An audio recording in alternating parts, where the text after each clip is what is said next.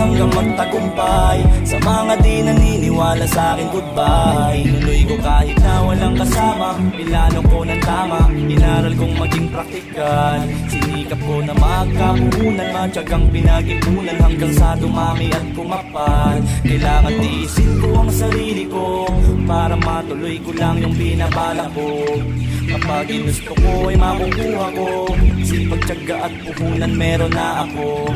Ginawa kong almusal ay tanghalian, pinaglipan ko muna ang pagtambay ng panandali. At awis ang ipinuhunan at inilusan pa para sa maganda kong kinabukasan. Di mahalaga ang pahingang nawawala kung ang kapalit naman ay nakikita ng mata. Nagnegosyo tumayo sa sariling mga paa at nakatulong pang kumita sa aking papa at makain ng grind, samahan ng vibe, discarding malupit hanggang mapasa kamay. Hindi ako